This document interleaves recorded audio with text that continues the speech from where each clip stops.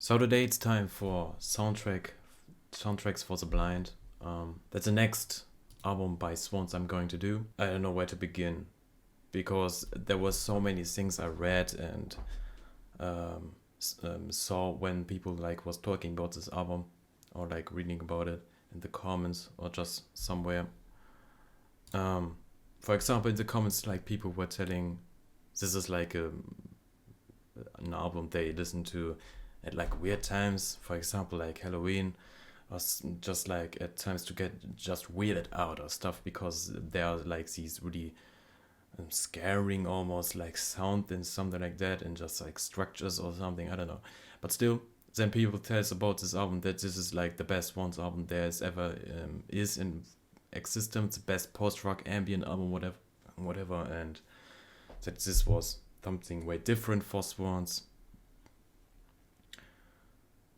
So I'm really interested how this album will sound like, and I don't know really what to expect exactly. But for sure, I can tell you one thing. I think I will enjoy this album because I do ambient music myself, and I heard there is a lot of ambient in this album, and I don't know why, but ambient music pretty often does it for me. I'm just really like often encapsulated by just the sound of it when people get some real ideas. But if it's just like the same drone over and over for 10 minutes, not that great. But still, it has to have some texture, some interesting sides. But I mean, we're talking about Swans right here. If you listen to the previous albums that I also did, I mean, we're pretty deep into the discography now. There should be something that really will throw you into their sound and really encapsulates you and gets you into this cage of just like emotions. And I think they will do this pretty right here. So we will see. Let's read this through. Released on October 22nd, 1996, this is the last record of the gloomy post-rock incarnation of Gira Swans. Soundtrack for the Blind incorporates obscure spoken interludes between some songs, okay, which mostly describes the disability of the speaker or someone that the speaker is describing. Okay, that's interesting. So, I mean, this album is called Soundtracks for the Blind, so there does they talk about like that disability, but I was like thinking soundtrack for the blind. Um, you can be blind but still listen to music. Uh, so I was like thinking it's about like just that music is a soundtrack for blinds. But that's really interesting. Maybe if they just like talk about disability in general, maybe in that kind of sense. I don't know which side they will take on, if you know what I mean with this.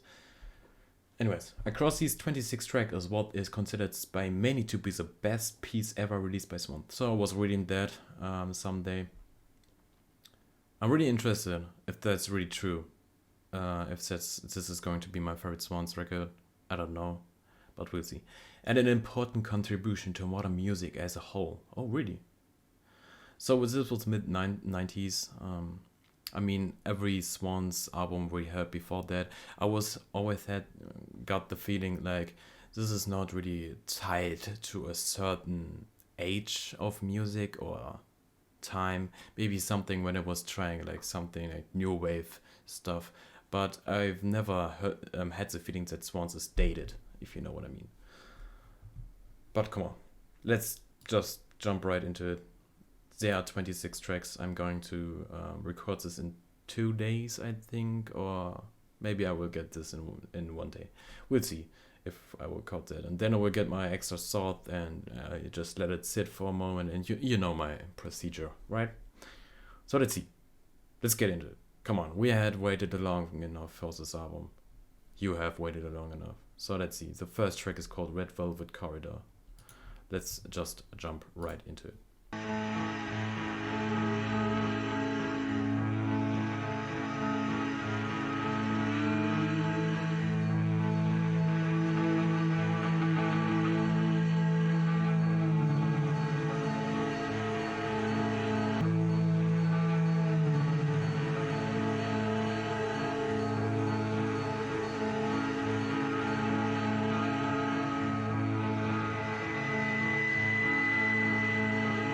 As an intro track, I think this one really gets you into the album. I don't know why.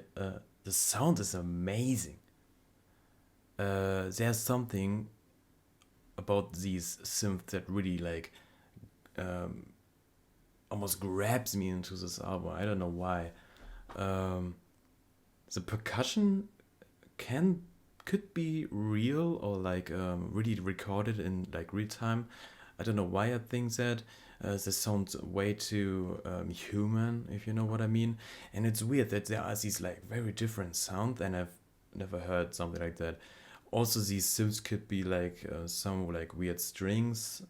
I'm not sure how they really recorded this. I mean, the production is by Michael Gira, just himself. I read that. So I'm really thinking right here how this is made. But it's awesome. I love this. It's very experimental, ambient, pure ambient. Wow. Let's see where else this track gets us.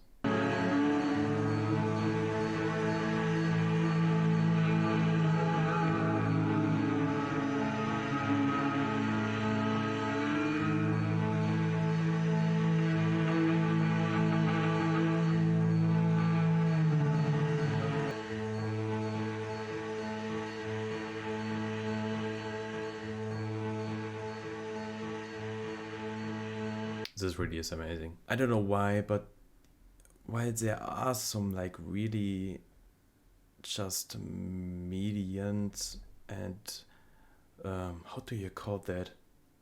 I mean, there is some like emotional impact about this that I can't really digest right now, but maybe it's these like horn strings, synths stuff in this that I can't really describe to you right now, but it really drags you into this album and into the sound. And I really wish there was like something like this into this album, and I really got it. I mean, it's not like it's a great Annihilate is in, which I loved. I really loved, but still, I think this track is awesome. It's perfect as an introduction for this album. So far, I'm feeling a 10 on this one. Wow. Amazing stuff. So let's move on to the next track, which is called I Was a Prisoner in Your Skull. Interesting track name. Let's move on.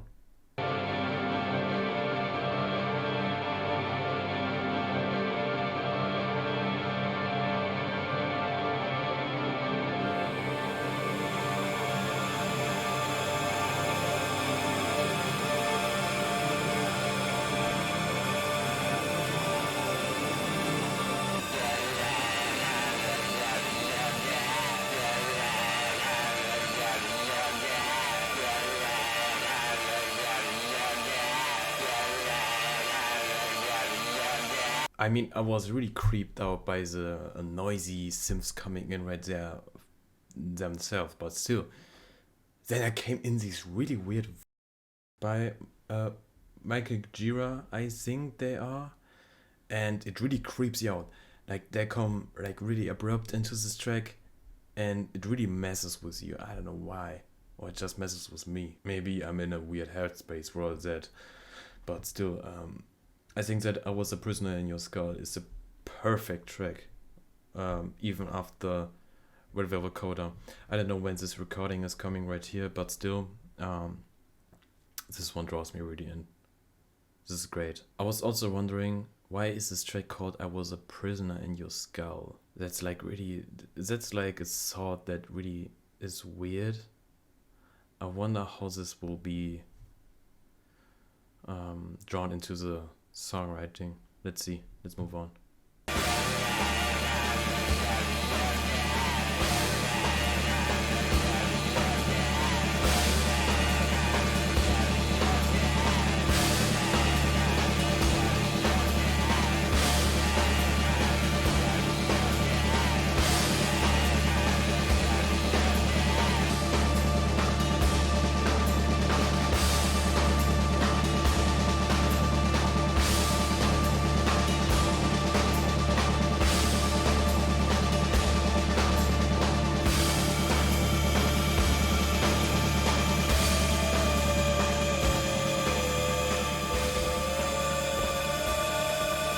those flutes right there, with those weird chord progressions that didn't even make sense. Makes sense this contrast of this track so far. There is not something of a meaning behind this track so far. Where is this just a thing that I give, or I get from the sound itself? Like always when I talk about sound, it's just like the whole track or the music, just the whole product, and it gives me just a feeling of dread and fear, kind of, but also something even beyond that, something ethereal, something otherworldly, like on Children of God, or maybe even the Great Annihilator in some kind of sense in some tracks. And this is just like, wow. So there's a recording coming right here. The song uses a spoken word recording taken by Jarbo's father, who was an FBI agent. Oh, okay. The speaker on the tape is a criminal who is aware he is being recorded. Okay, I don't want to read that further, but let's see.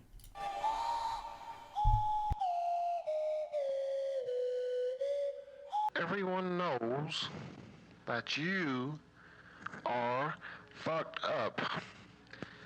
But our purpose is to tell everyone that. Take, for instance, the time you went to the bathroom to take a shower. You had soap, you didn't know where how. That is one instance of how fucked up you are. A second instance of how fucked up you are. You was going to cook you some breakfast. Well, you went in there and you put some toast in the toaster, put a skillet on the stove with some grease in it, and got you some eggs out and some. You had to call me in there to show you how to use a fork. Now the third instance, the way you're fucked up.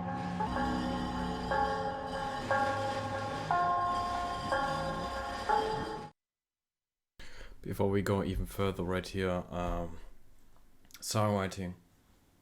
The way that they use this recording is perfect. I was just wondering, I think Jabbo had this idea of like, well, yeah, I have this, we have this track, and I had this idea of this one recording I have from my father, where this one guy who was really weird and was talking about like, how he is fucked up. I think it's about like a criminal who has a mental disorder, which is of course a disability, but still, this is just so damn weird. And then he talks about these things that are just so easy, but there's like one thing he can do, and had to call you up or call me up to show them how to use these things. And it's just so hauntingly weird. Let's see. Let's finish this.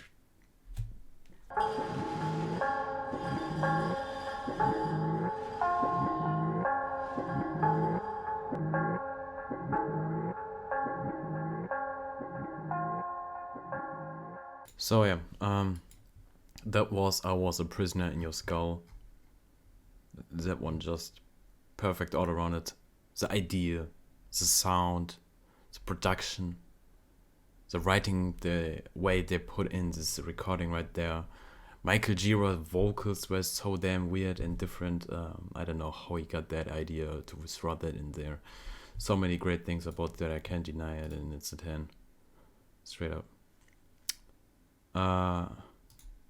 Let's see where this downward spiral escalate does. We're just 2 tracks deep in this thing. So, damn. The third track is called Helpless Child. Helpless Child. Just 2 words, and it's just like I can guess. This gets just like more deeper into this one. So let's see where that's good.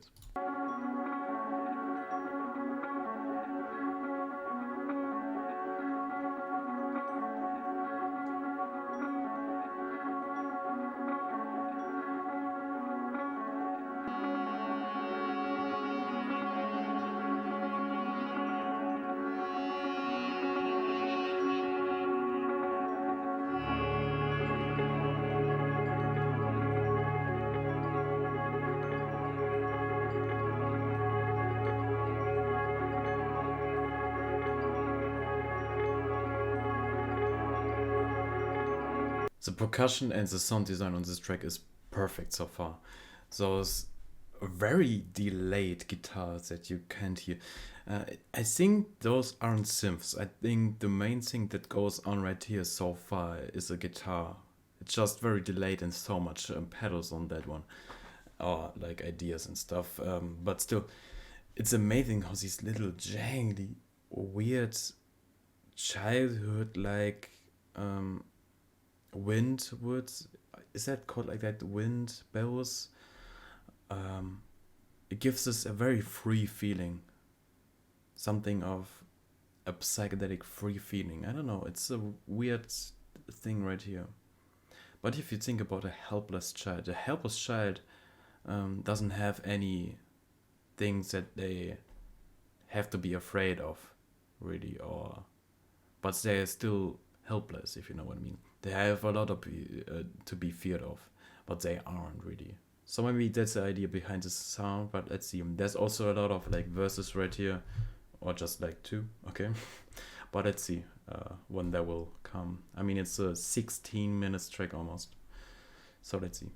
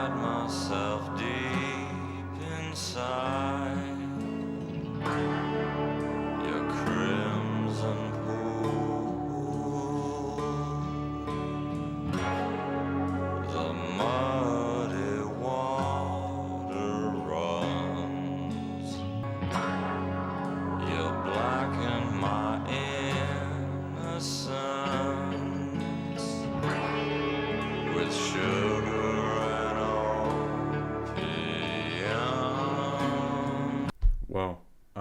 I didn't expect Gira to sound like this when we think about like the last second tracks we had so far.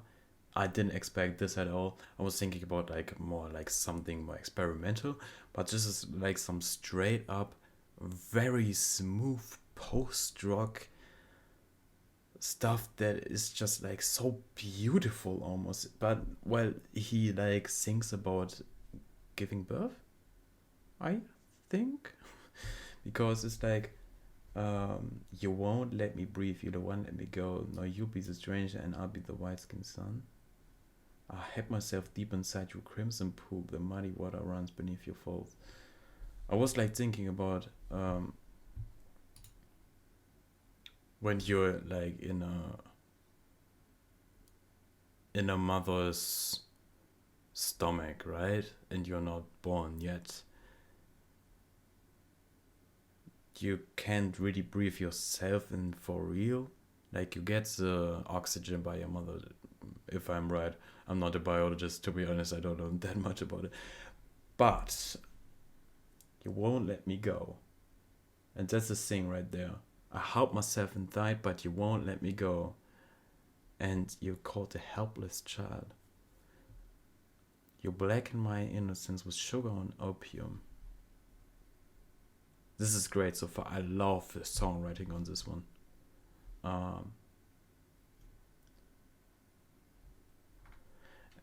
I just read that. I mean, he didn't song this yet, but the children were suffocating down your damn cave. Like when you're giving birth, there's like this chant that they can't get out of your. They can't get out and they suffocate, just literally, and it's just like such an horror, if you know what I mean. It's weird, it's horror like, it's sad.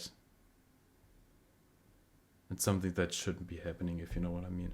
But wow, let's see where else this track is. The children were suffocating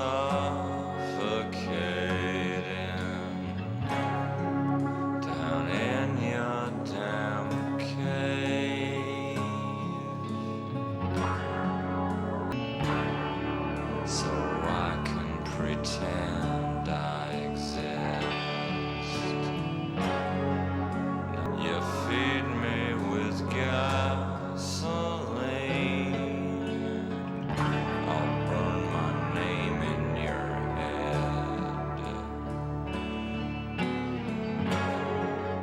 Though that was the last verse of this track, and there are 9 minutes left.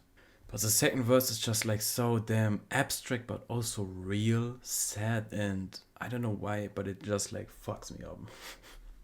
You drug me was kinda so I could pretend I exist. Now you be the only child. Oh. Now you be the only child. I suck on your breast. You feed me with gasoline. I'll burn my name in your head.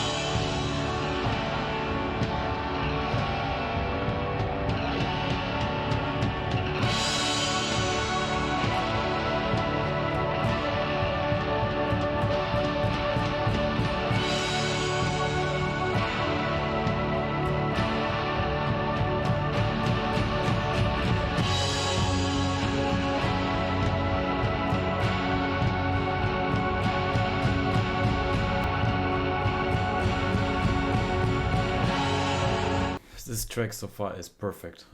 This is like perfected post-rock with some ambience going into this as a texture, but not gives away the whole sound into any like of the genres. This is something beyond that. This is like something that gets you into the feeling. And the songwriting is done, but the lyrics are done, but the soundtrack of this track like lives on in the sound and evolves with these like huge drumming with more like low tones and the center, and just like giving this a whole feeling with those like heavy guitars coming in there at the like 8 minutes mark or somewhere, which is just so damn intense and heavy. And I have never thought about something like this hearing in post-rock before. This is like, I heard a lot of post-rock, but this is like some dense original post-rock which takes the roots of ambient from the early 90s as a texture in the back, and this is like awesome for that.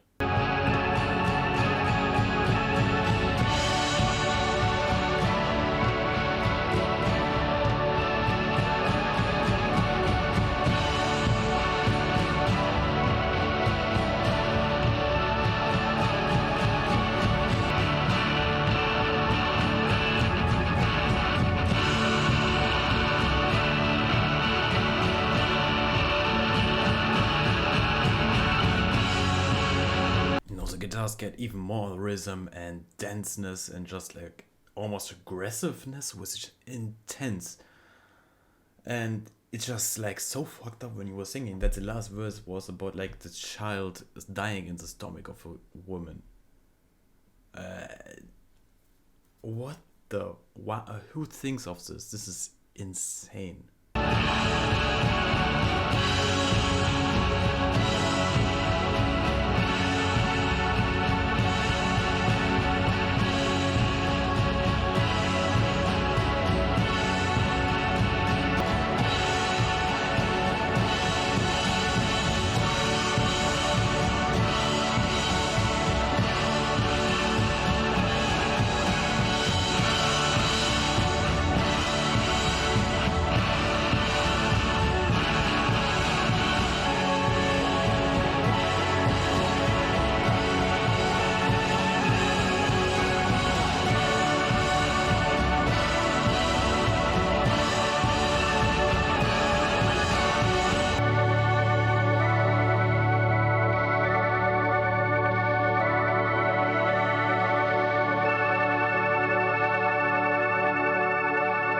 there's something like you really get satisfied when you like finished a 60 minutes track which is that good.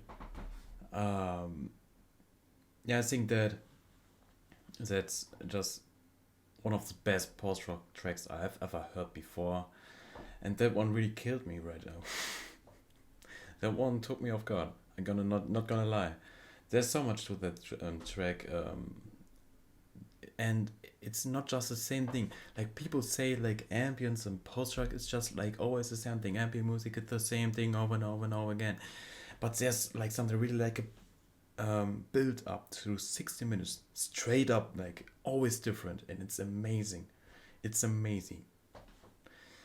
God damn, if like every track is like good at that, we're in for a ride right here. So yeah,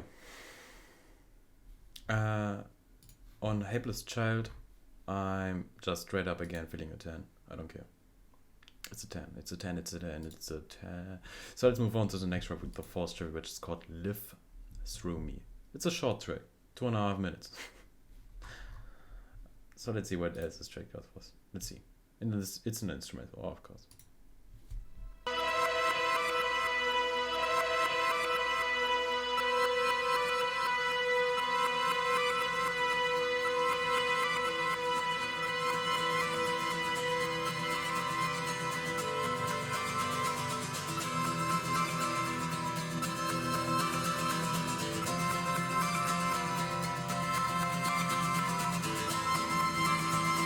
I mean, we had some like folk before by Swans, but this is way different. These like really weird synths like that are so glitchy almost are so damn weird, and I've never heard something like that before used in any track. Really interesting, like thought out. Um, for a short track, I feel like this is something like an interlude. I wonder why this track is called "Live Through Me." If someone like lives through you, how what does it mean? So maybe in the sense of disability, that someone is reliant on you, that relies on you for being like a person that you need or something. Um, I'm not sure. Could be also like different things. I mean, it's Swans, it's Gira. It could be anything, but it's interesting so far. So let's see where else the strike gets us.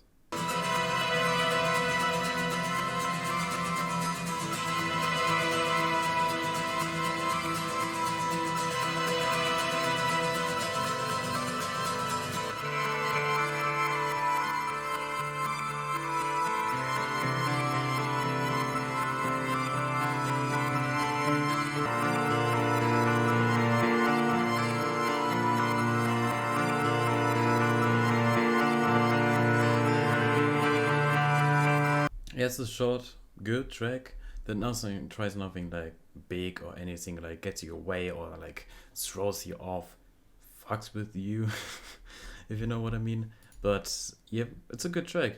Good sound design, interesting sound design. The folk sounds really good. The acoustic guitar is intense. So I'm feeling a 9 on that one. So let's move on to the next track, which is called Yum-Yab Killers, the fifth track. Interesting title. I don't know what Yum-Yab means, but let's see.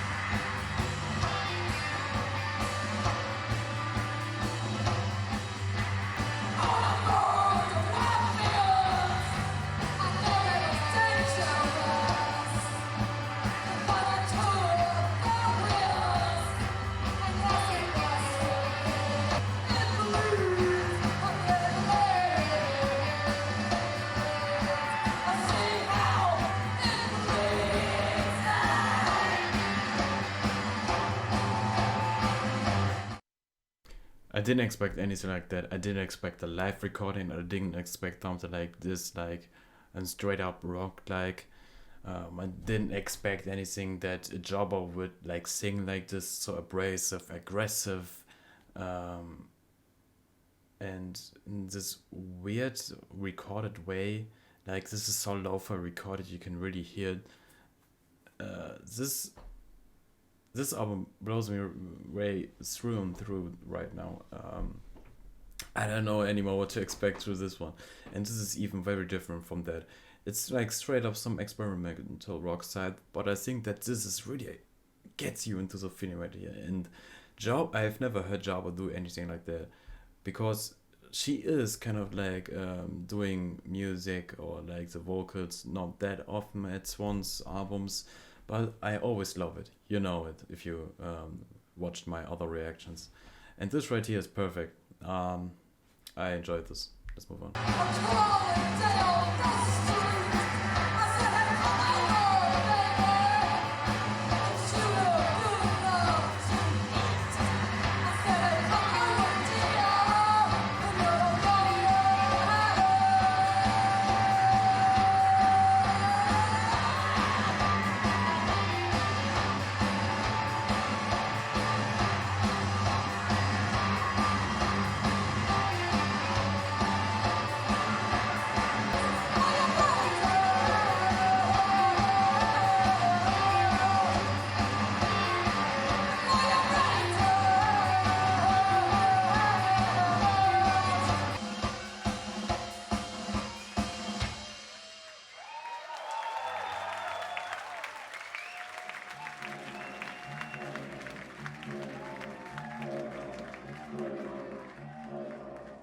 I'm so glad that I put that one into this album. That one was great. The songwriting is amazing.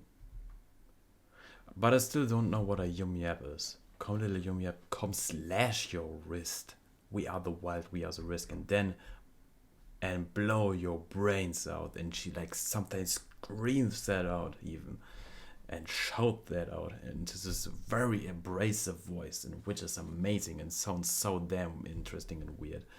And I love that track, something between a 9 and a 10 right here, straight up. So let's move on to the next track. The sixth track is The Beautiful Days.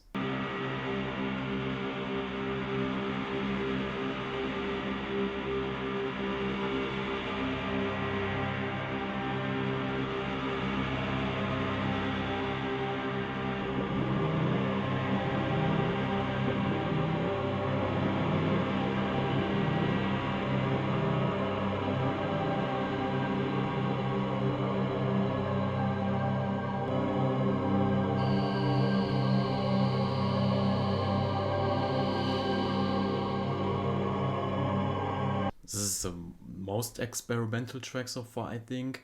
And there's this one sound effect or drone which is coming pretty frequently. We had that as the first track, and this in the second track. This is like whoop, whoop, which sounds like a printer, weirdly, but in a way different and fucked up way.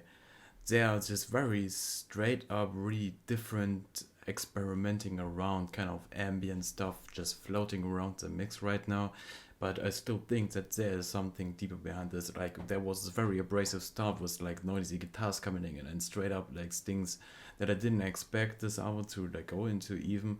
But I think that The Beautiful Days as a track name is interesting, while this one is the most experimental and straight up weird track so far.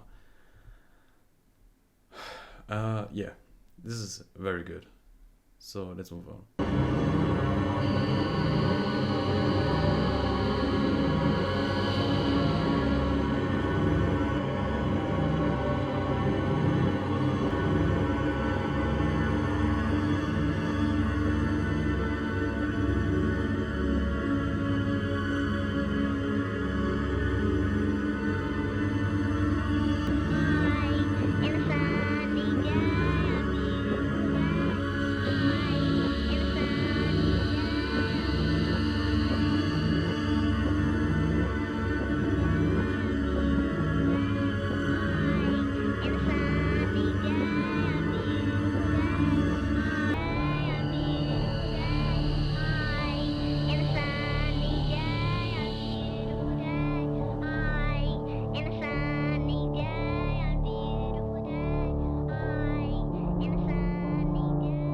This weird childish sample right here that I'm talking about. Hi, it's a sunny day, a beautiful day.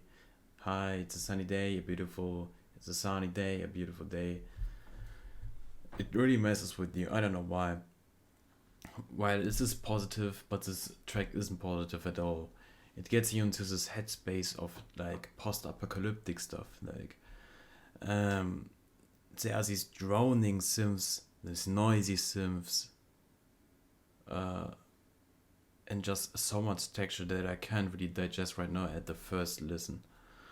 But maybe I get some like extra thoughts into this album, like a ton of extra thoughts. So maybe I will do that. But let's see where this track gets us.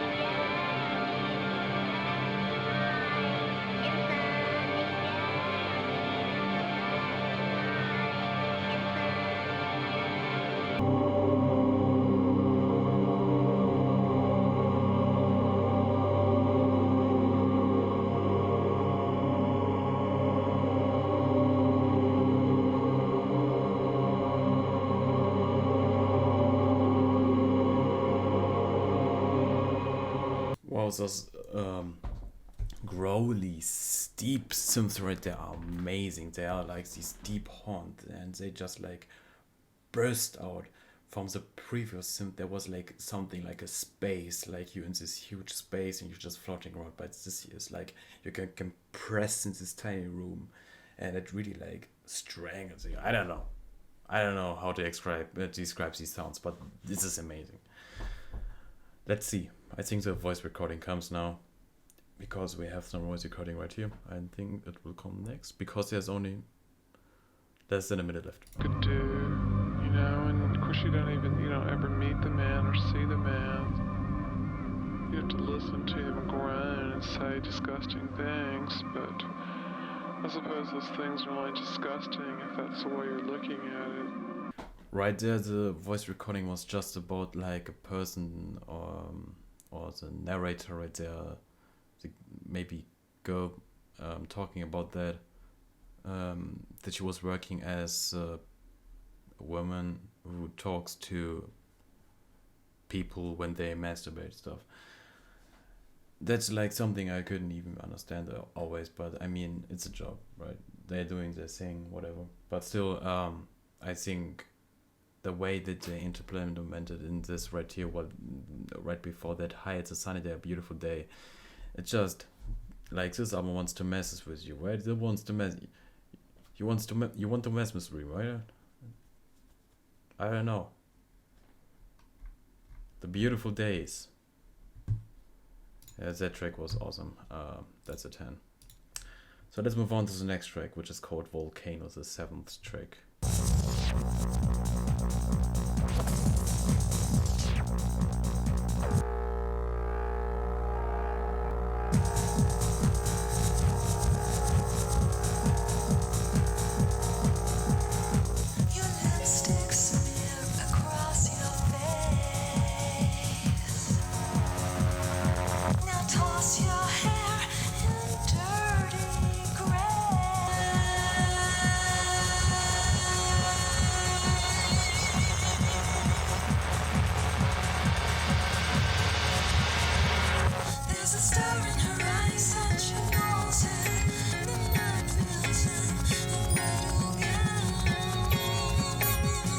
The most fucked up late 90s rave disco posting I have ever heard before. What the hell is this? Like the way they just like put that into this track list is just like so obscure to me, but also intense. And why and what and damn and Jesus, and it's like they want to do it in a funny way, like they want to get you to laugh at that.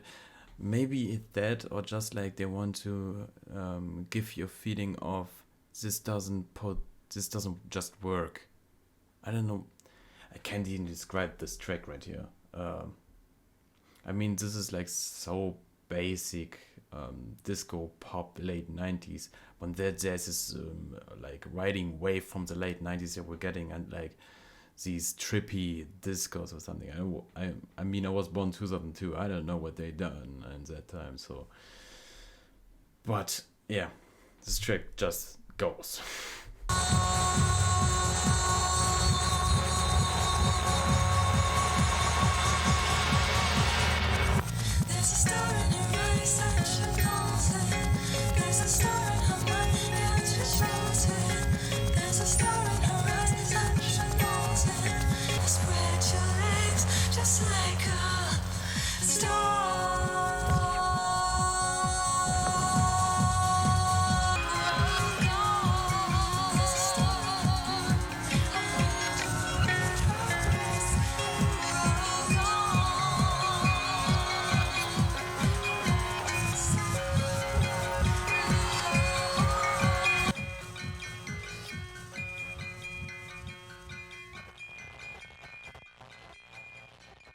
Yeah, Jesus.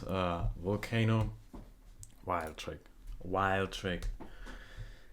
I don't know why that put that into this track list, but it has some meaning from either just like making fun of it, one just wanting to mess with it, or just some deeper songwriting behind it. I don't know which one of these three could that be, but something out there. But I think I gave that one an 8 for that. Goes on pretty well right now. So let's see what the next track got. The 8th track, which is called Mellothumb.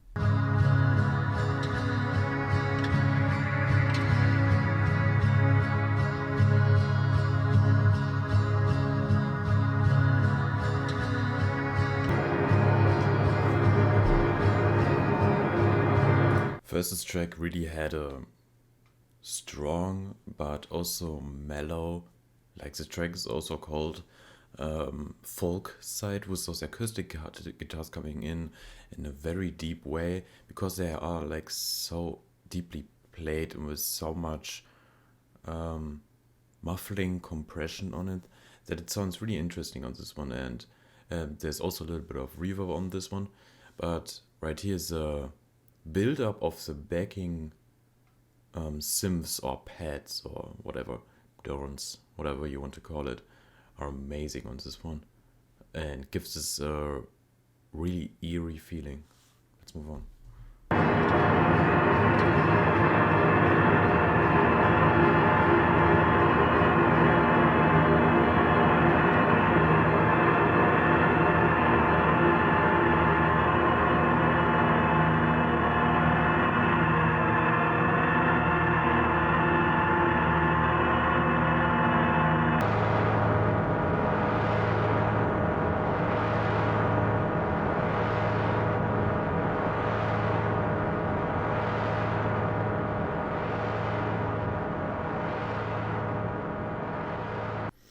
I mean, yeah, it's a short and basic track in that kind of like sense, but I think that Mellothumb really drives into this, the whole sound of this album so far. It starts with some folk, like on the other Swans records we had so far in the last time, like White Light, Love of Life, Here and There, Children of God, and The Great Annihilator. But right here, it's like just vanishes in these last heavy drones, if you know what I mean. So I think this is great how this one evolves right here, and I'm really into it. On Mellothumb, I'm feeling an 8. So let's move on to the next track, the 9th track, which is called All Lined Up.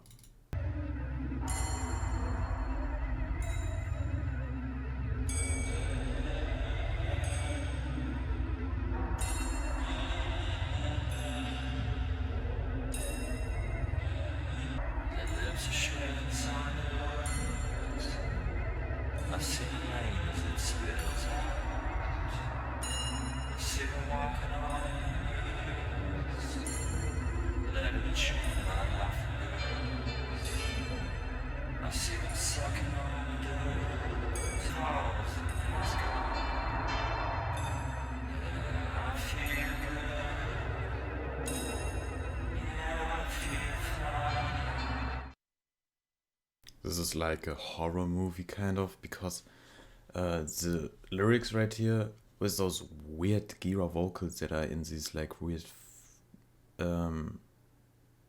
vibrator or something. It's not vibrator. How is it called again? Flange? No, not flange. I can't remember. I'm sorry, but it's like some horror movie weird shit. Like it's about this like a story of this person, maybe this killer, this maniac, who tortures kids. Jesus, this is the most eerie track so far in this album.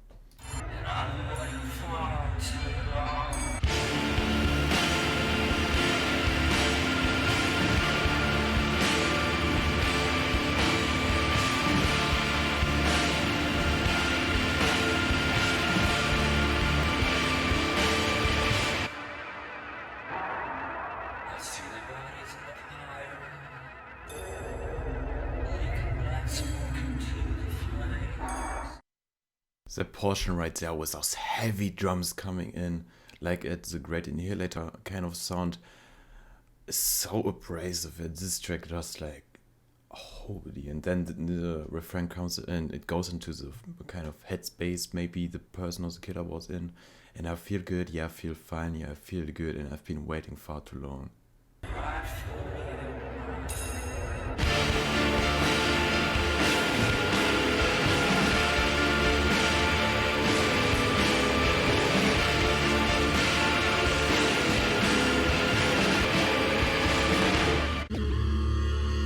Oh my god.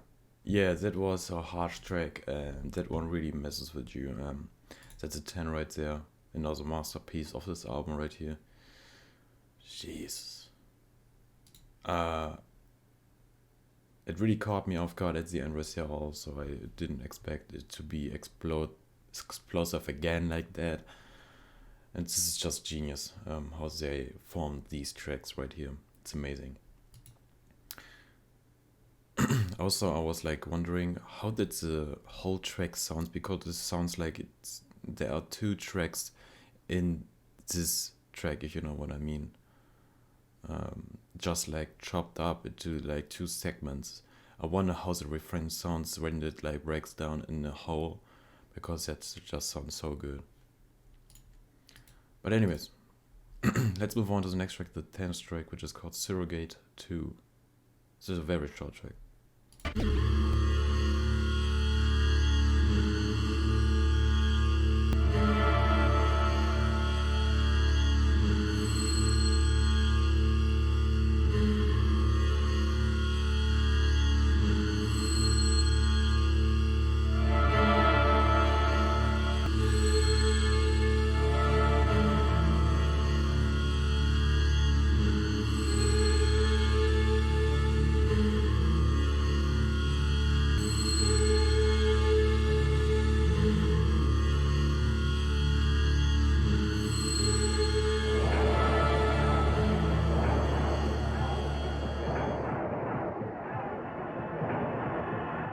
Also really great transition there to the 11th track called They Suffer. And I think that Surrogate 2 is a beautiful interlude, or just like moving on in the track list right here, with those like groaning synths, like they are so groaning, and it's like a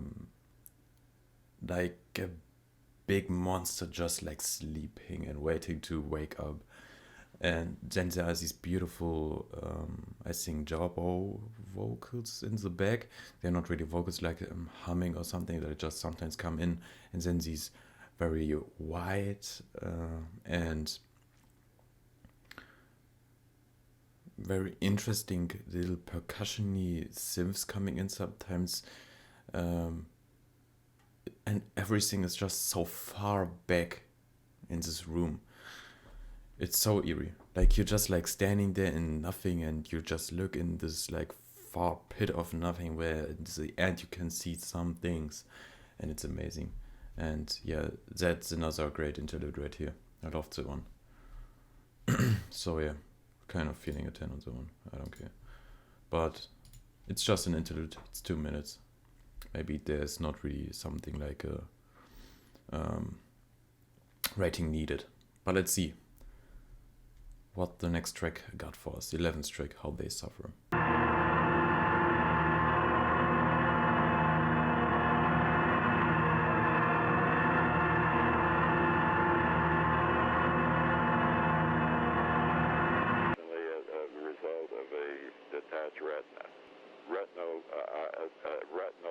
Detachment started in my left eye, my good eye, which I still have today. And it was a result of glaucoma. Today, I am what they call legally, because of this retinal problem and glaucoma, I'm what they call legally blind.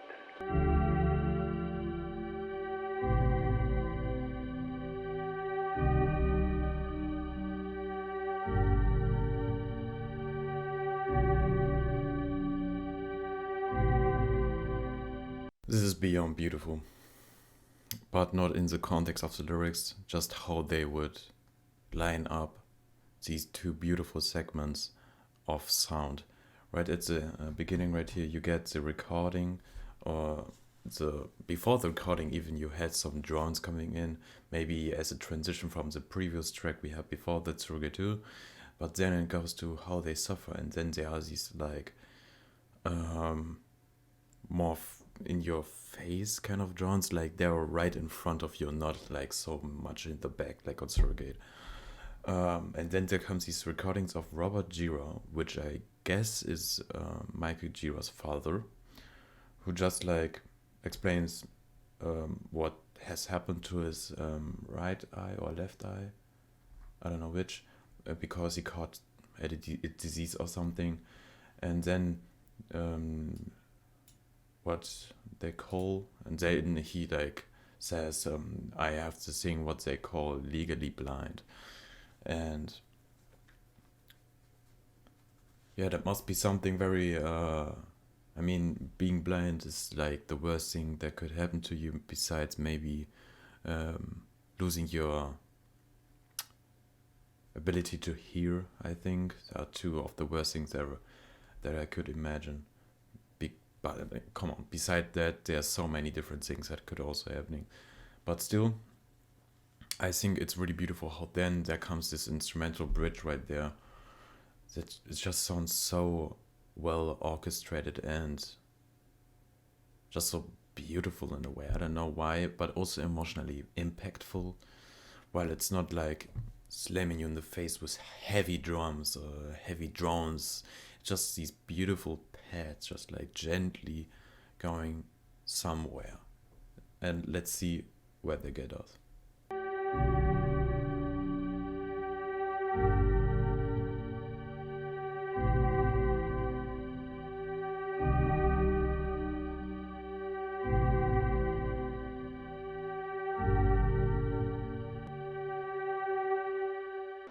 It's wet out in the yard is what I think. You have a headache? No, I don't think I have a headache. You feel dizzy today? Maybe slight dizzy. You feel weaker or stronger than you did yesterday? Well, I don't know just that. Where's that? I don't know what you call that. So does it hurt when you breathe? It hurts a little bit when I breathe real deeply. Well, if you're asleep, you can't tell whether you're asleep. Then there comes, which I guess is the mother, it's Jabba's mother, and Jabba, where she gets out some questions for her mother and stuff. I was just wondering, what does Jabba's mother have? I mean, she fell and she's doing exercise by just walking around the house. I was just thinking either way it could be anything about like just getting older and the muscles and all the things doesn't work anymore. But the way she spoke kind of like also sounds like dementia or something. But it could be it couldn't be, it doesn't have to be that. What is it said on She was currently at a medical facility at the time of recording these lines. Unfortunately, sank into dementia. Alright, so I was right.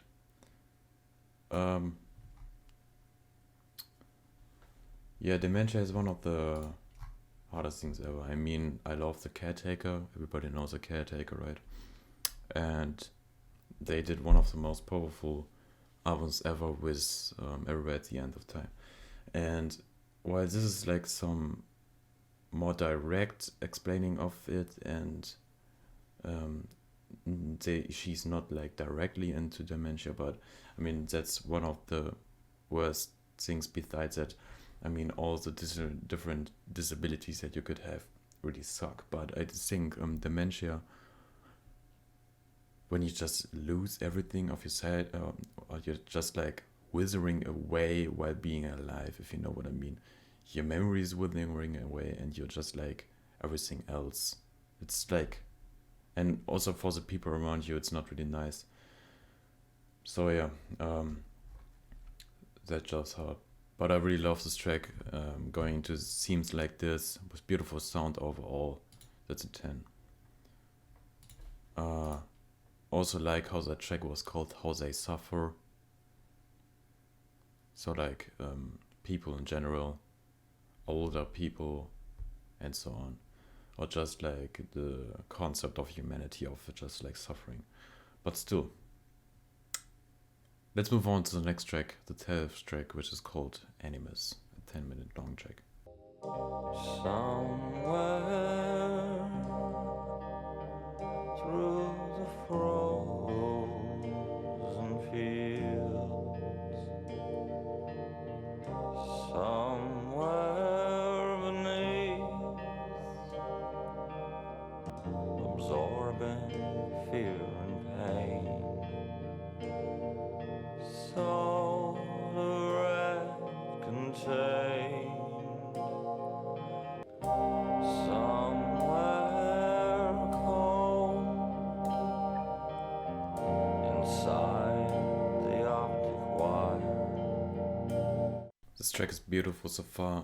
The backing instrumental synth pad sound like some soundtracks by Akira Yamaoka, who did Silent Hill soundtracks, or the Silent Hill soundtracks, which is amazing. And they're doing some like dark ambient stuff, and it really sounds like some pads of which Akira really used often. And I think it sounds really good how Gira sings right here. He kind of sings like in an emotional impact way, and not in the you would know him to sing like in an angry way or in a different way than this. It's more emotional, it's more impact, almost like a singer-songwriter. And this is amazing how he sings. He takes the long notes. He has no vocal filter at all. It sounds very pure. There's some drumming on some rides, which sounds amazing. But let's continue and see where this gets us. There I will be, with my arms spread out and broken. Then I watch my skin erupt in a symphony of flame. Before we go into this refrain right here, these strings really gently added, like they are not lengthy notes, they are broken, small notes, like they are scared of just like busting out in the mix, and they are just really gentle in the back, not taking away anything of anything different in this track, and it's beautiful. Well, it may be as in transition into disc 2, because this is the last track of the first half. I have to tell you, this one here is beautiful. So let's see what the refrain and anything else has for us to offer.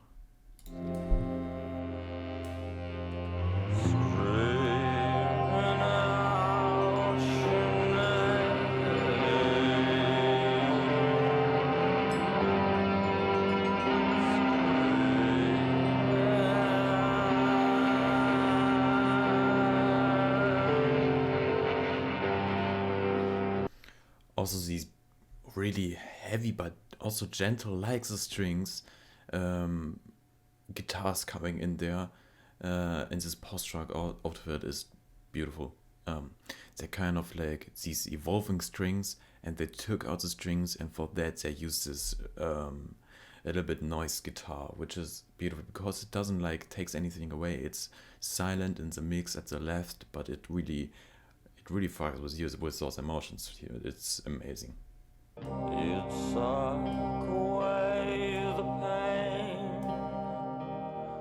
and swallow down my sickest dreams. Children's mouths screaming out your name.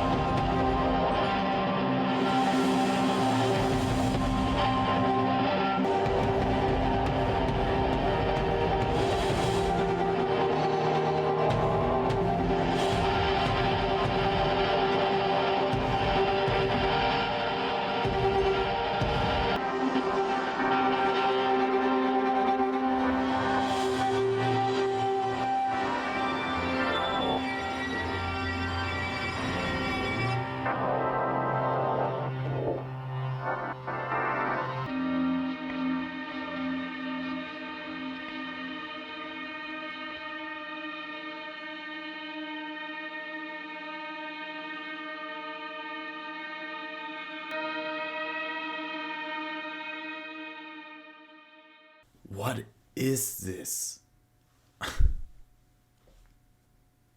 Like the last bit, I mean, I haven't stopped in like 5-6 minutes because I just want to suck it all in right here. I want to suck this whole track in.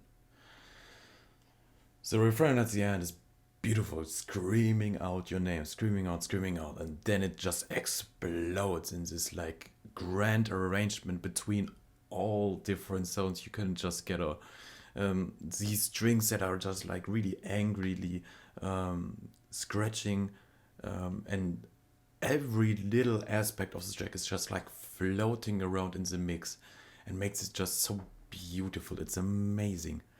And somewhere at the beginning of the last bit right there were also some Gira vocals just like screaming around still, and then there are these beautiful cinematic loud tummy drums that just like slam the whole mix out of any thing it was before. Excuse me. Yeah, Animus is one of my favorite tracks so far of all the Swans discography we had so far. That one is amazing. So yeah, I'm even more interested how the second disc right here sounds. So I'm just gonna continue. I'm just gonna go through this album in one go. Don't care anymore. So let's see. This track was easily 10. Let's see what the next track got for us. The 13th track, or the first track of the second half. Red Velvet Wound. Oh, that's interesting because the first track of the first disc is called Red Velvet Corridor. So now we have Red Velvet Wound. So let's see where else this gets us.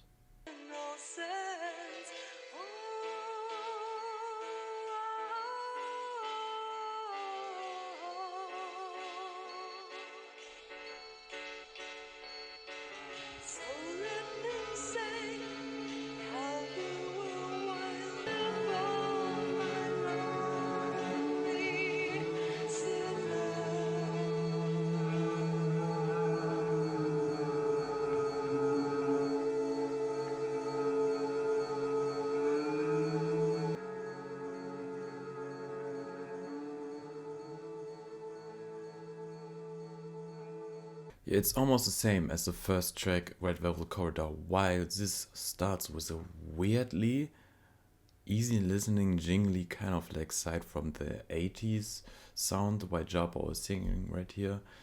In such an eerie way. I don't know why. It's like if you go in these like horror movies and then you get into these, I don't know, into these settings where they are in like an old circus place, or how was that called in English again?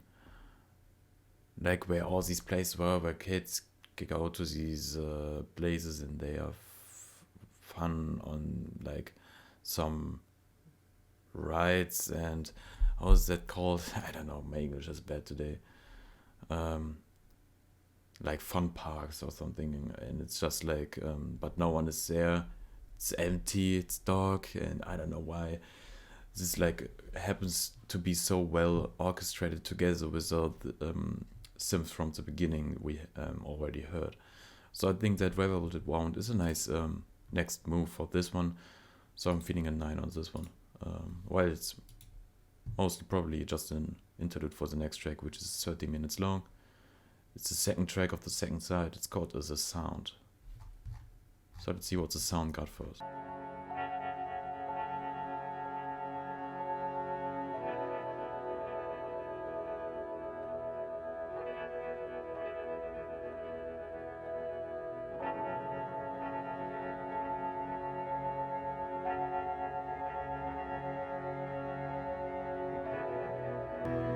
And why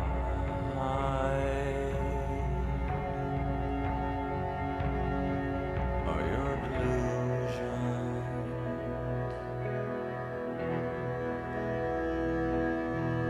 depressed?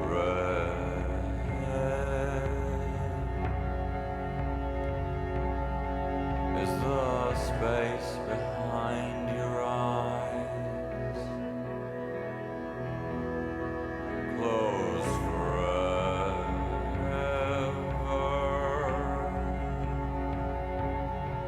Is the you despise? You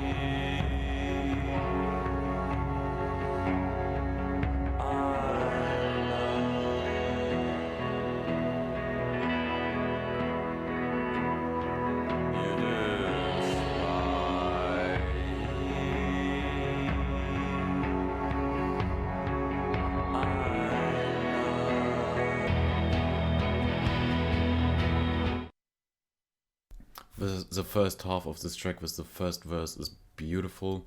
It kind of reminds me of the track we had before, but I can't remember which one it was. Was it?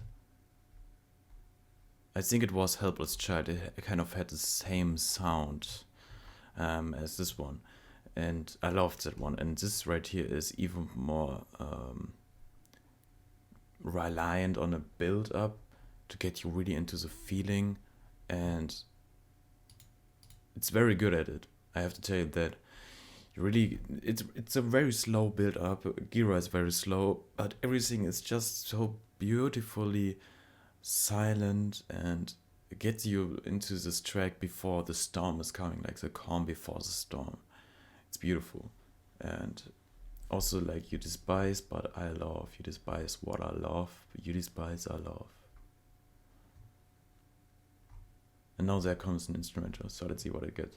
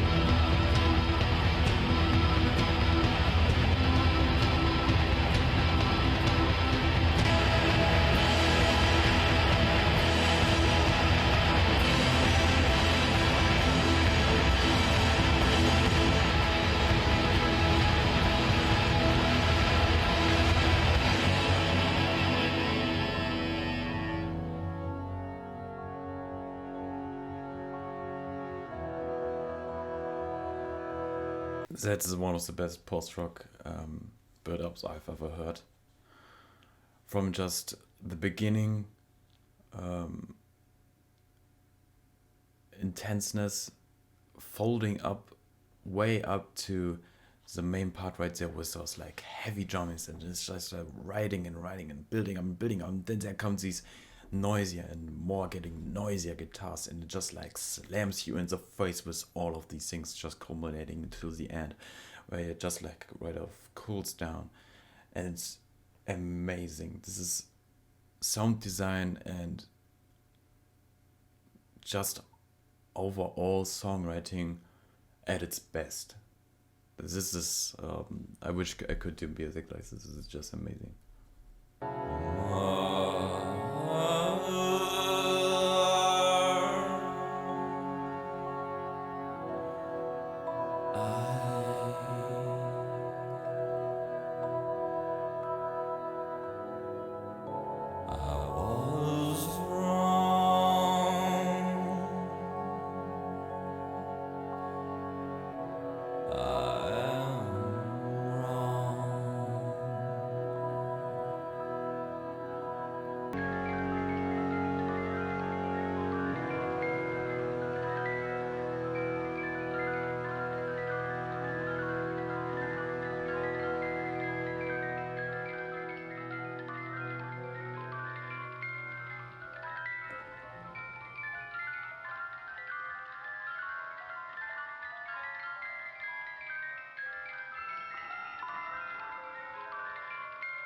I think that the sound is just amazing track.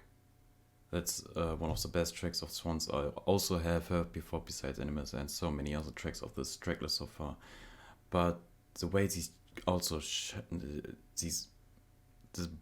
I don't know, is that a flute or a brass that they're coming in at the end, and then there's just Gira alone with a verse 2, mother and I was wrong, I am wrong, you were wrong, I am wrong, and he sings that so like he's in such a huge pain, I don't know why, and it's amazing.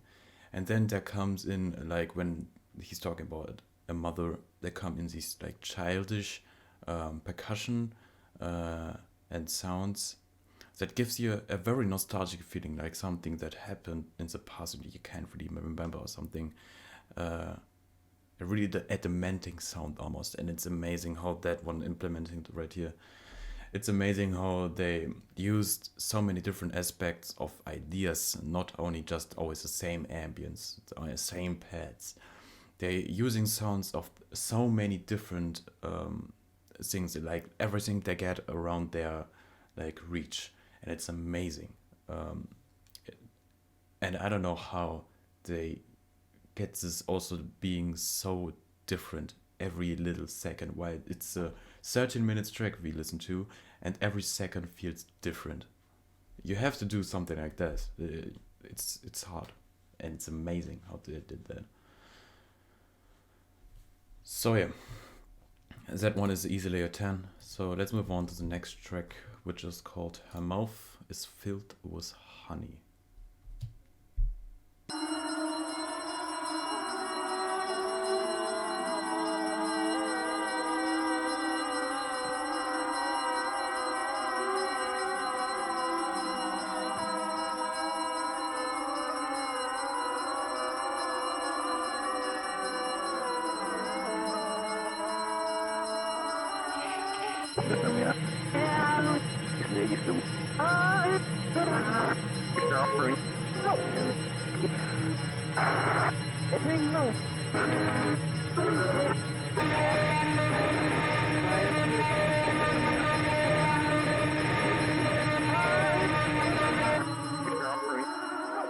This is also one of the most eeriest tracks.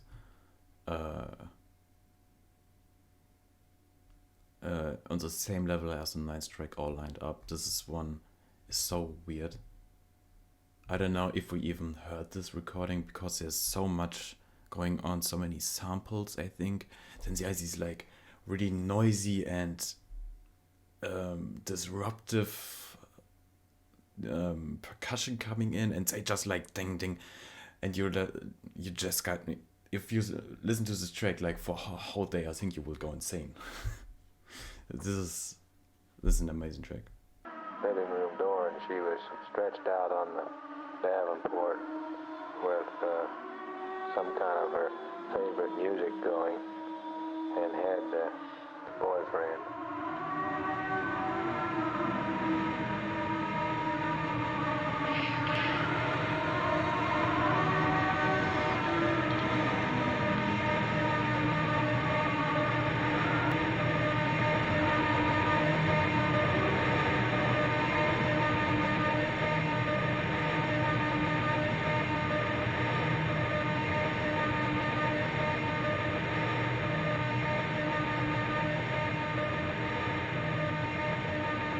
Yeah, I think this track is a perfect track. The noisy end right there really gets you.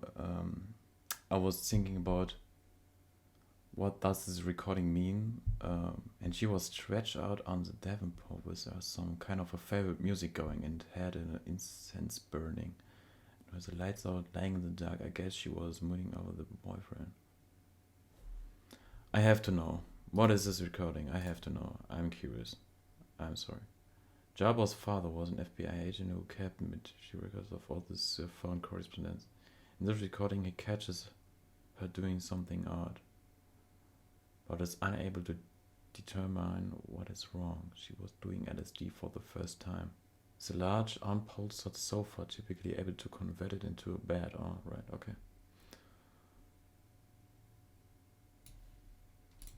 Mooning over the boyfriend.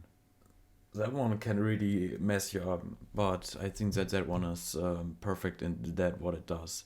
I have to get more into the songwriting or the ideas maybe of the sound, but sure I will get more of this. But it's a 10 for that what I got right now, so I think that's great. This is like watching a horror movie, a good horror movie. Not like these, because I don't know if I probably never told that. But I'm not a fan of like these horror movies that just goes jump scare after jump scare. I'm a fan of these that like straight up are just eerie, weird, and mess with you. Not like these horror movies that just like want to scream at you and then it's going to be loud or something. And I get that feeling of this album. Like it's just eerie, weird, and messes with you. And I love that. So yeah, let's move on to the next track. It's the fourth track, which is called The Blood Section.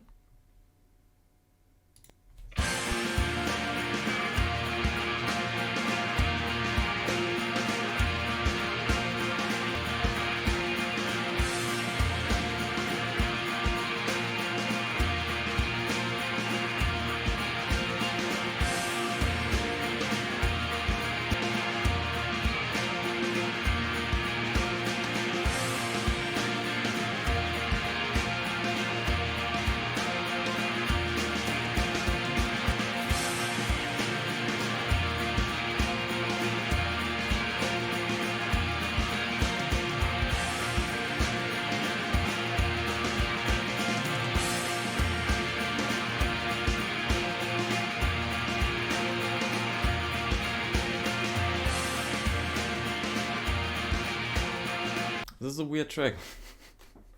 It's a weird track that went into some. I don't know which album. Like which album does this sound like? Kind of a little bit like White Light. Maybe even their one weird album. How was it called again? The one with that flower, which Gira hated to do. I can't remember. I can remember how that one was called.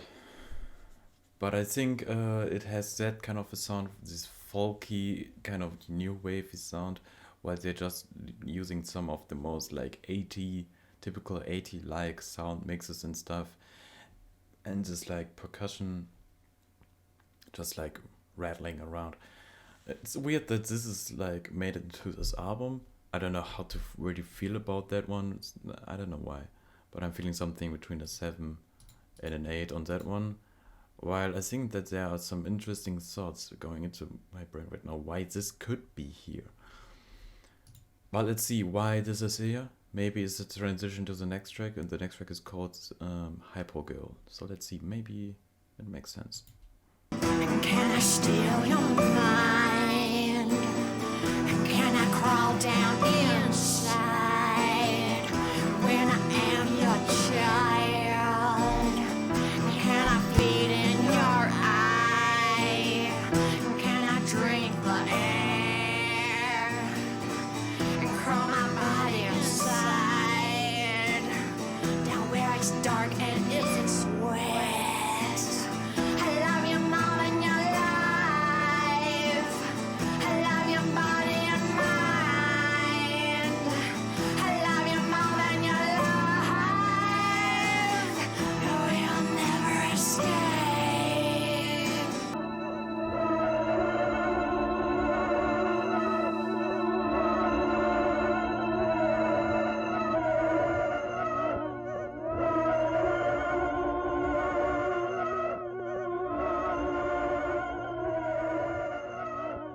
Thinking maybe that's the reason why they put blood section before that into Hypogirl right here into a really weird folk track.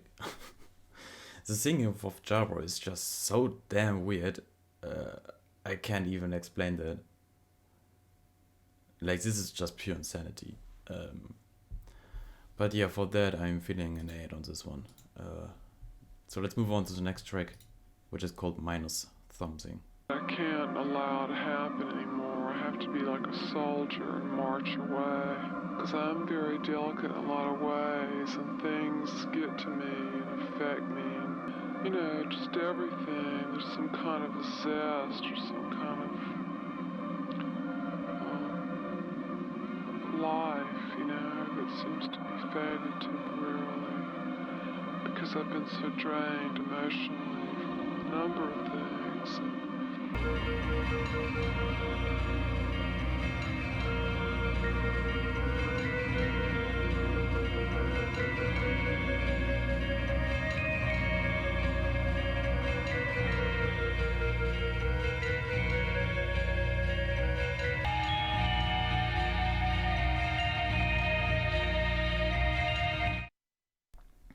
First, this track goes into this recording right here. But I was like wondering what this is about. This is not so clear like at those other recordings. I feel now like minus something, you know. I feel faded. I feel like I'm all here. Because I've been so drained emotionally by a number of things. So it kind of like sounds in a way as I was understanding that there's like some emotional distress about this person and a lot of things to be upset about. Maybe also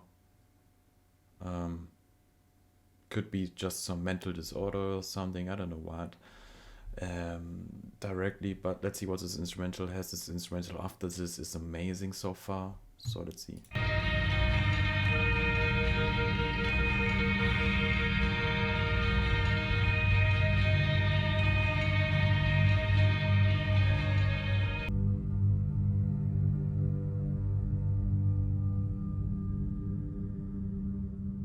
This is a very good track again.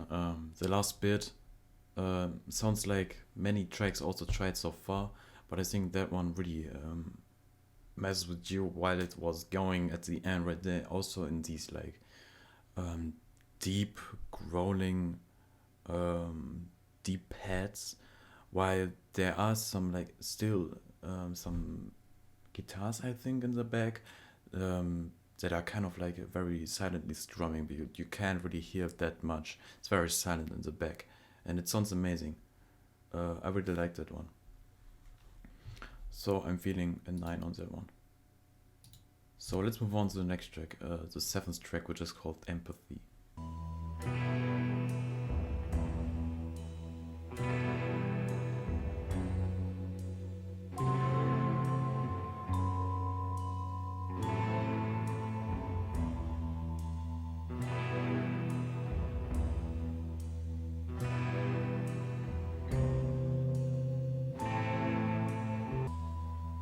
I was wrong.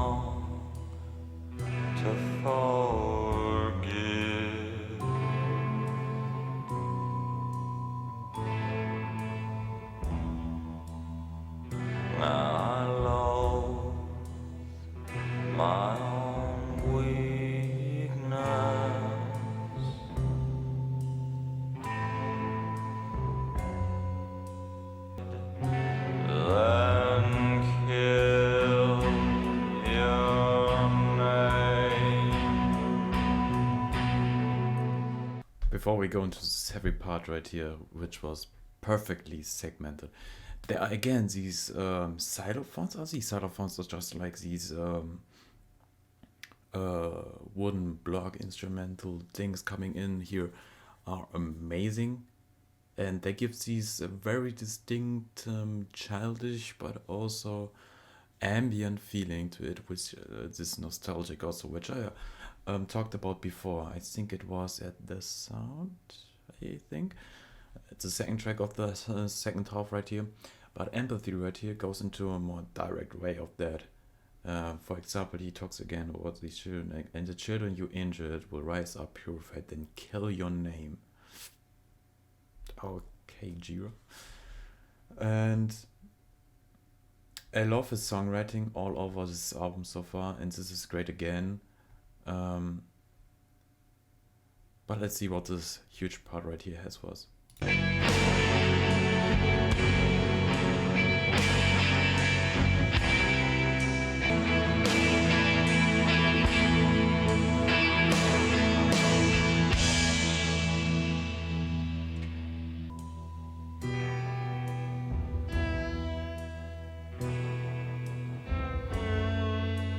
The instrumental fill on this track so far was amazing. I loved those broken down pitch piano. Just was like feels even more broken than a broken piano in an old like 30s movie when they were going into these old pubs or something. I don't know, but this sounds great. I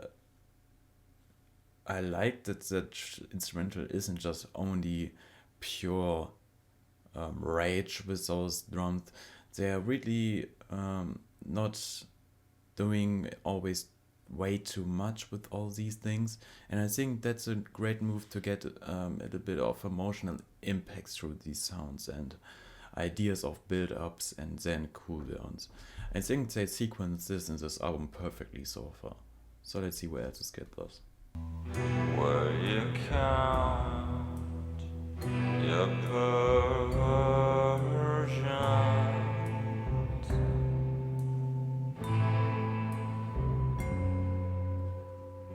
and you rise up.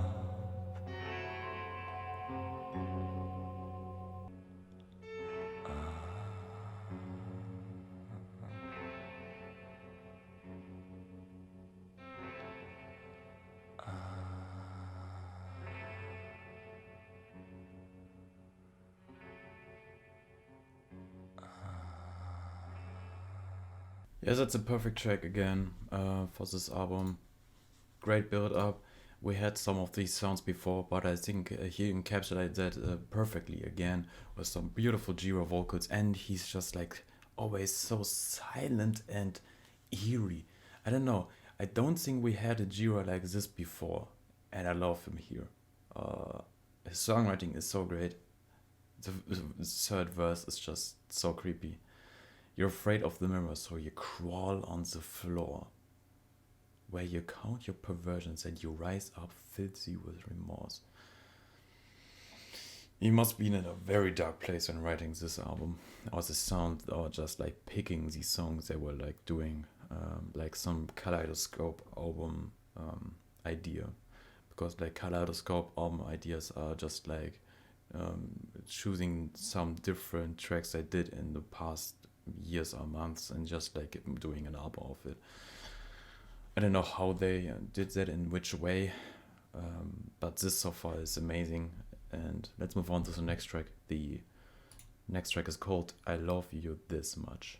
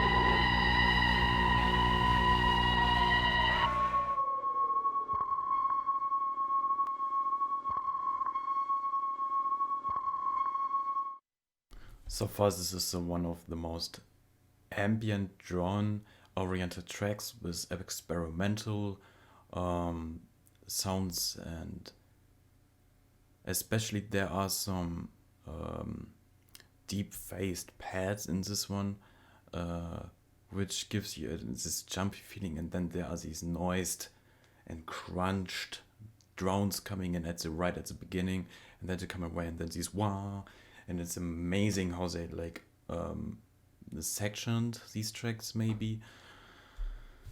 I don't think I have heard a fucked up kind of like drone track before as much as this one. And then there are these like crumbling little sections of I don't know what these are even. I think there are some synths in just very small crumbs, if you know what I mean. If you just like take a whole pad and just like cut it very small parts of it and grain it a lot, then it sounds like that maybe, and that's amazing. I love the sound.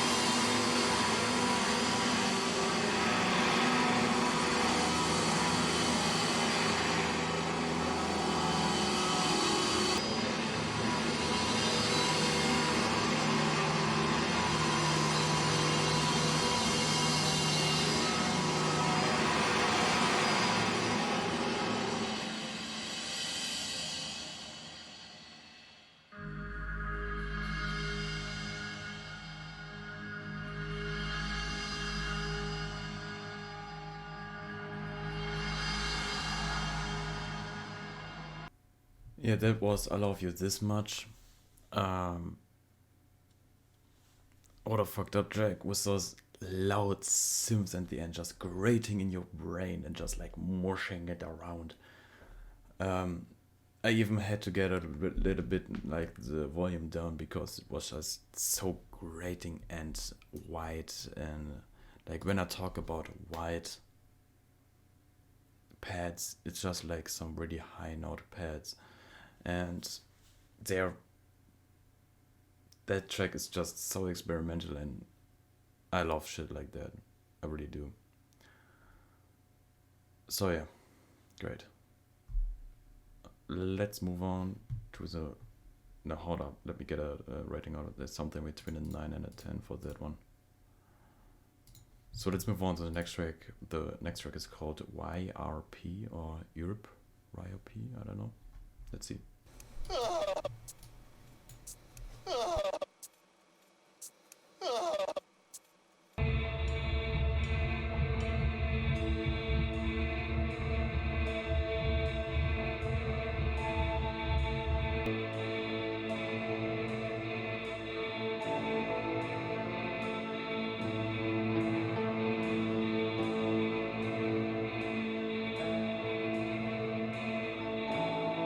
I don't exist.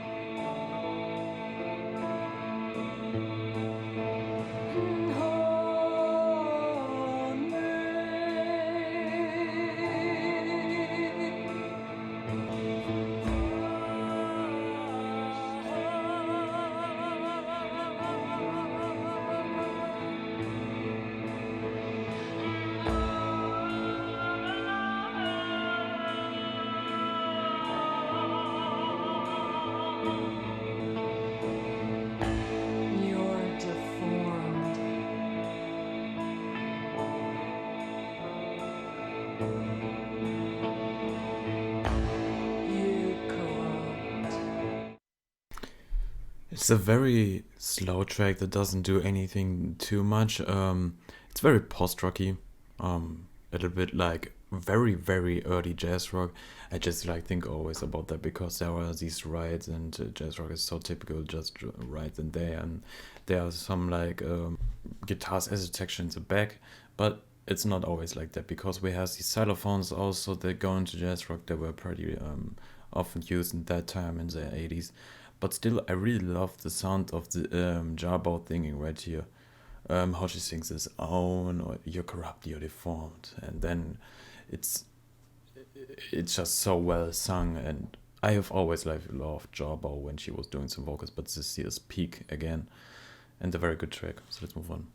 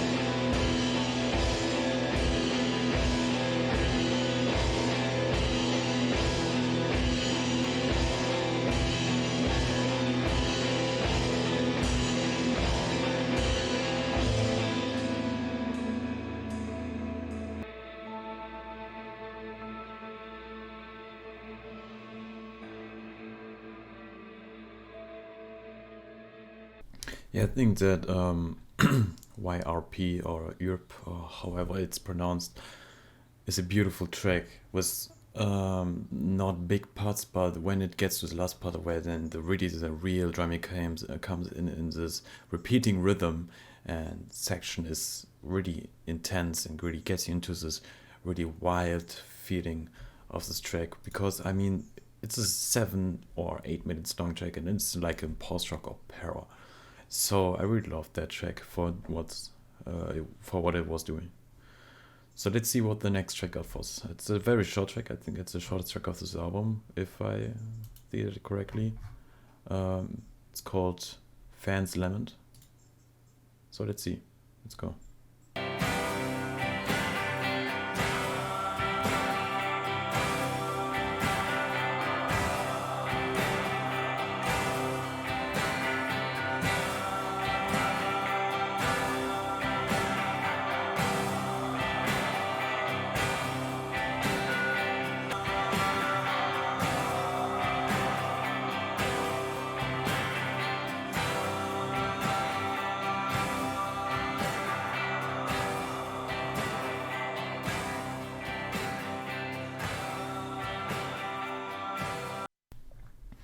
So yeah, I think that track is an alright interlude, maybe into the next track, which is called Secret Friends.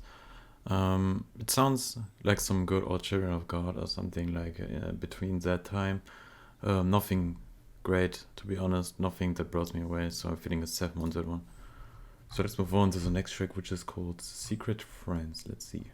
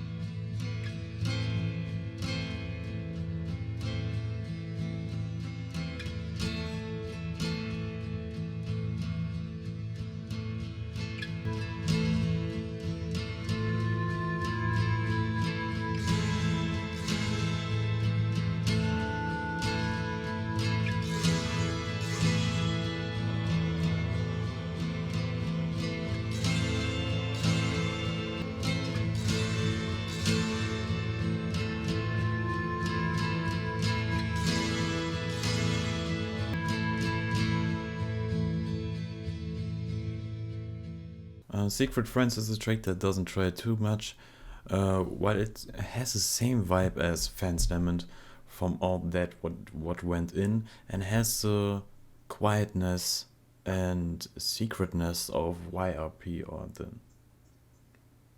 Herb track. I don't know how is that pronounced? I don't know. But anyways, Secret Friends, it's a great track with some beautiful strummy guitars that reminds me of White Light in a good way, in a very good way.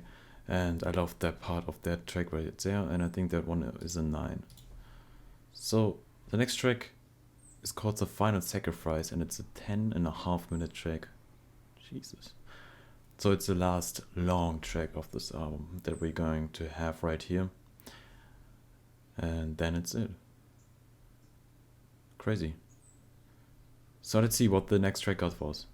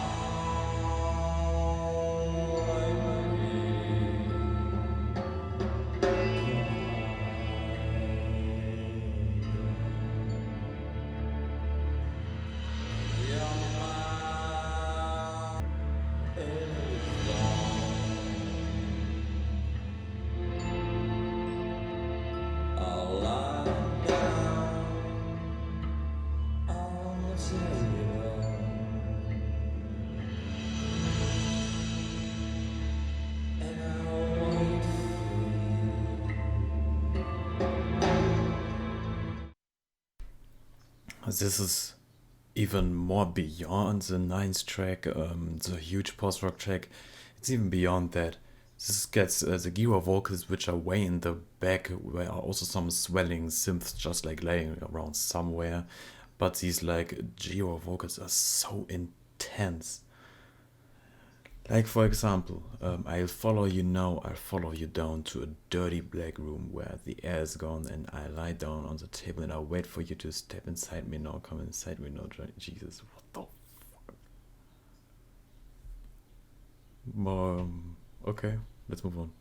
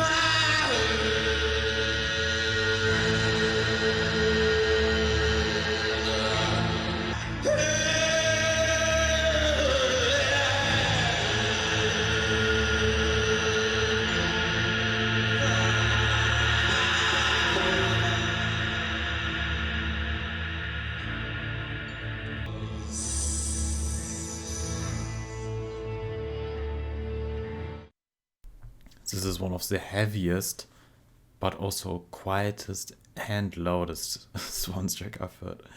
While all the instrumentals are really reserved and just in the back, and they never really go into something big on this track so far. I think it's genius how this one evolves with those Gira vocals And these two choruses completely explodes. Oh, Jesus Christ, you're my only God, and get out my mind, get out of my head. And then he just screams. Wow. And I think this is a live recording, judging this. And this is amazing.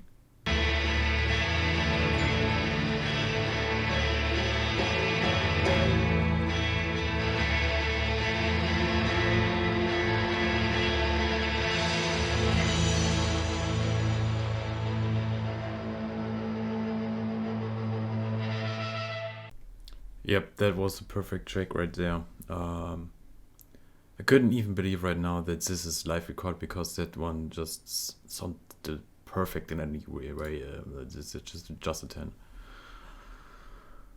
Oh. So we have another track right here that's called YRP or YRP. It's the second one, YRP2. Let's see what the second one got for us in that one.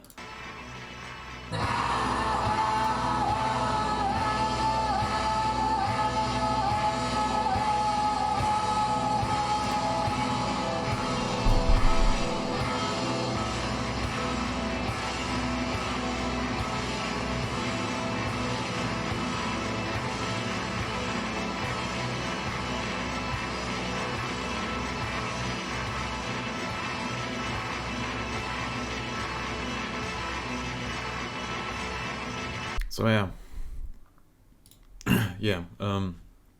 I think that YRP2 kind of moves on where the first one left. Maybe it's like the second part of that one, of a like live recording or something, because many of these tracks sounds like they were recorded live, just like taken from that. Not everyone, not all of them, but still very good. Wasn't blowing me away that much, but the sound is just amazing. I can't deny that. Also the Jawbow screaming, it wasn't as much screaming as it's here actually, but quite good. So we had the last track, the 14th track, Surrogate Drone. So let's see how this one closes off.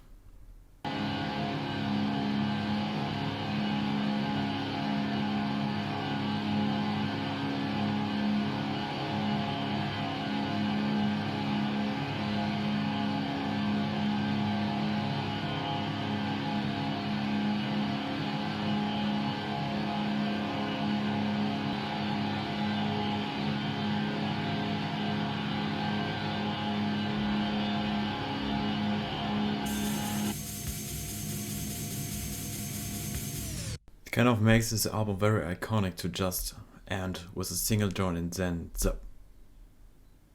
the end.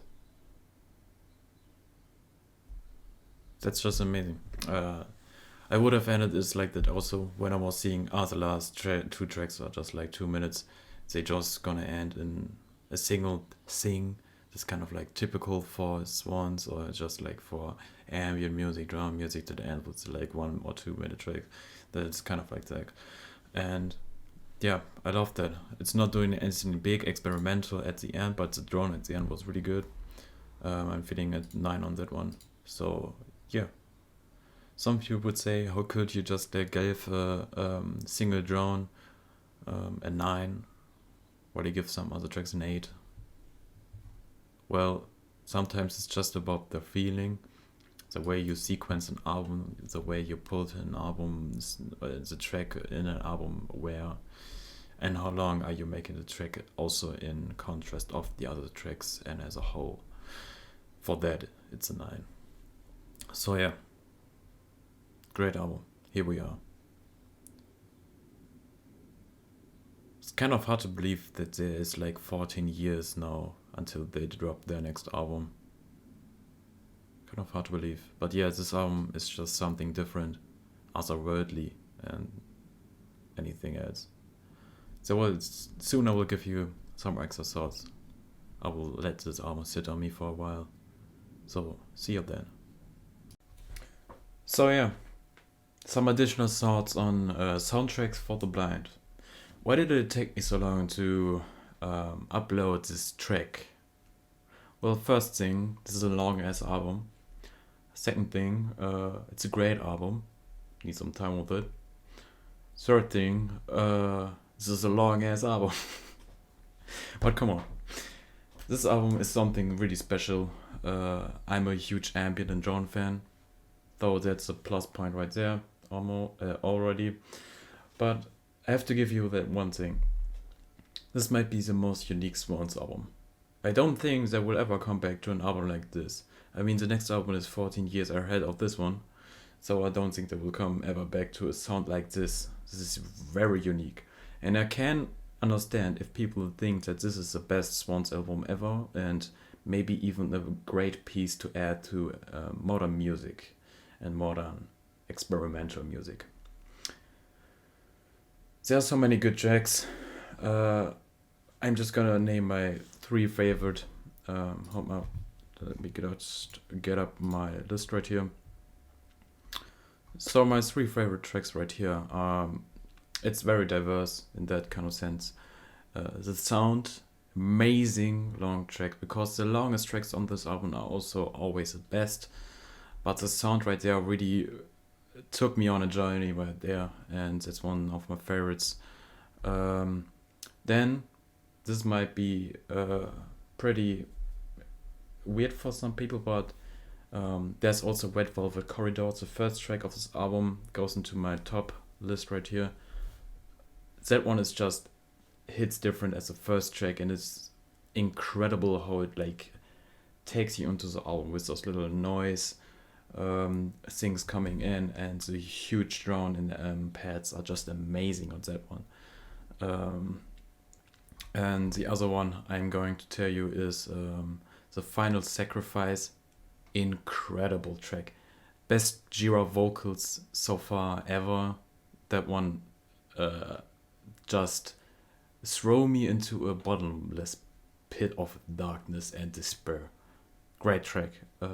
So yeah, those are just 3. I could just talk about every track, but come on, this this review is almost 2 hours long. I think I'm going to talk more about this album in the future or something, but on this album I'm feeling a strong 9. A strong 9. Incredible album. For 26 tracks, there's little to no things I can't like about this one. So a strong 9. This is just great. So really happy for this album, and also really hyped for another Swans record. And then 14 years after this one. So this is like kind of an end of an era, right? I'm really looking forward to the next one. And the next one is My Father Will Guide Me Up a Rope to the Sky. Between that is also Swans Are Dead. It's the live album. I'm going to look into that if I'm going to do that on a reaction or something. But the next one is My Father Will Guide Me Up a Rope to the Sky. So really looking forward to that also. So see you then.